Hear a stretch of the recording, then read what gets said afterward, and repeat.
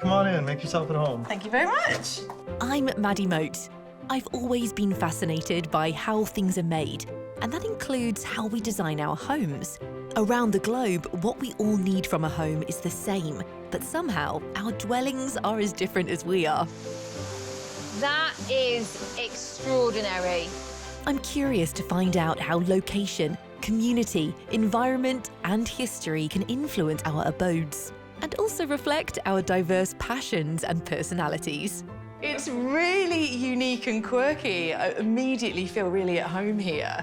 So I'm going on a global adventure, Bonjour. exploring unique houses and meeting their owners. I'm experimenting with what a house can be. I built with no rules. I didn't want to have a window. I wanted to do a disappearing corner. What? Who dare to dream, build, and live differently.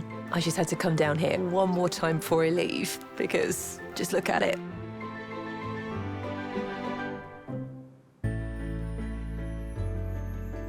The Netherlands, synonymous with windmills, waterways, and cycling. Fun fact, there are more bicycles in the Netherlands than people. Amsterdam is known as the city of canals and has even been called Venice of the North. I'm on my way to meet a couple who left solid ground to raise a family here on the water.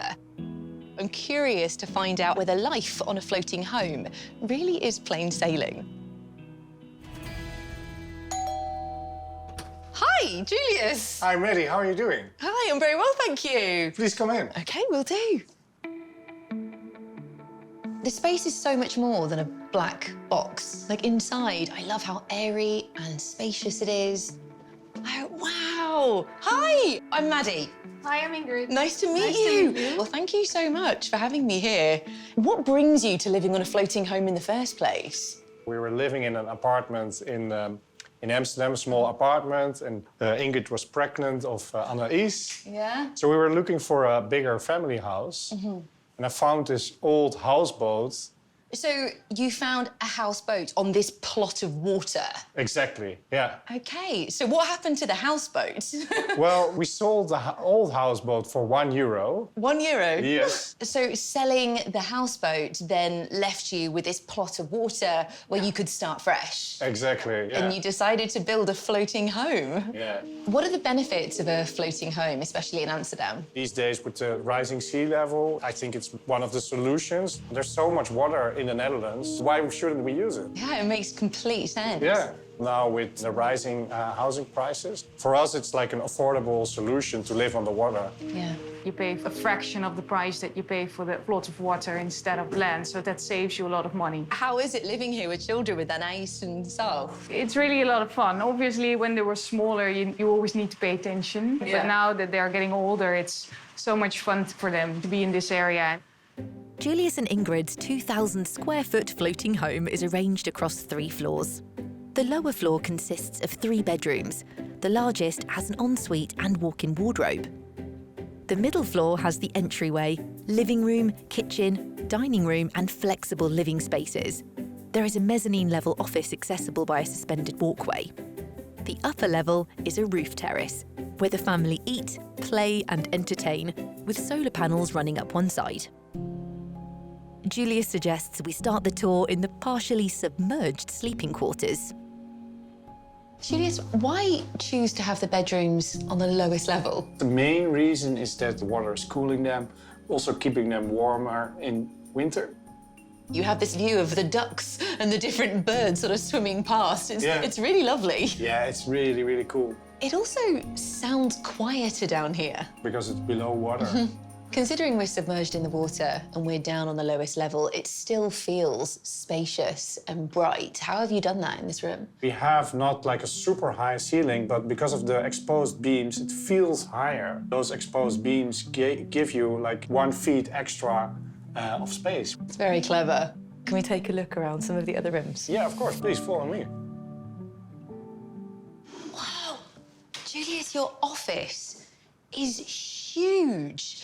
I can see the water through the windows, but it doesn't feel like we're on water. We're not bobbing around at all. We're totally sturdy. How do you go about creating balance when you're building a home on the water? We started with a concrete hole approximately 2 meters below the water level. That keeps it very balanced. The hull is this huge, enormous concrete dish that balances in the water. Exactly. And then you build everything else on top. How do you manage that balance and don't end up sort of tipping and swaying around? It's all about balance. For example, in this house, our bathrooms are mainly on this side, but we counterbalanced it, for example, with the mezzanine floor over there. So that's how we solved it. This space is incredible. Can we go over there onto Yeah. the mezzanine floor? How do I get there? Well, there is a hanging bridge over there. I love how spacious and airy it feels. If you'd added another floor, it would feel completely closed off. Yeah, exactly. The nice thing I think of the space is that it's open. How have you gone about space saving? So flexibility is very much within this office. So I was thinking, like, maybe in the weekends we can use it as a guest room. There's storage below the stairs, there's a small bathroom below the stairs, and there's a folding bed below this mezzanine floor. So that's a space-saving solution. What was the inspiration behind your design?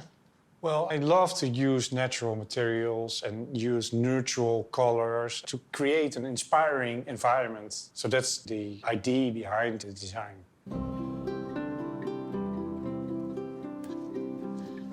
Julia, some of the homes here are built out of plastic. What materials did you decide to use? Yeah, I wanted to use sustainable materials as much as possible. So, except from the concrete hole, everything is almost made out of wood. That's quite tricky with this marine environment. How do you protect the wood from the water? This is a very special kind of wood. It's made durable with a special technique, and it has a warranty of 50 years. So it's like perfect for this environment. Living in this marine environment, we have to make sure everything is kept well. Yeah. Paint the wood, make sure the steel cables will be all right. To stay on top of things like rust, make sure that the sidings are protected. Exactly. All that kind of thing. Or the normal house, sometimes your foundation is really bad, but you don't see it. And the benefit of here is you can see what's happening. So Yeah. that's great.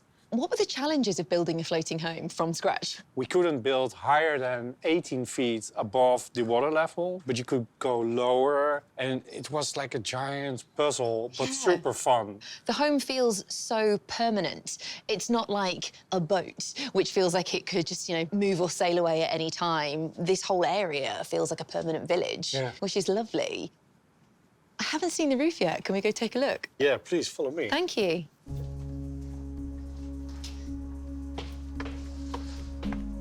So welcome to our garden, our roof terrace. We have barbecues over here, our dinners, our children play here. How has it been becoming part of this floating community? It's really great. We're really close to each other, so I think you know each other a little bit better. It has a really intimate, cozy feeling to it. You wouldn't know you were walking around on water. It's a bit like being on tiny little streets in a village instead. Yeah, the children can swim here, and it's a village within Amsterdam. It's pretty amazing. I did bring my swimming suit. That's cool. Can I? Can I jump in? Sure. I think it's warm enough, and it's definitely clean. I feel like when I'm on a floating home, it'd be rude not to. Okay, count me down. 3, 2, 1. It's actually like warm and really surprised. What's your favourite thing about living here? Well, obviously, jumping out of the window is one of them. It makes me really at ease, also because you're really aware of what the weather is like, how the water's moving. More aware or in the moment. It's just a really nice way of living, I think.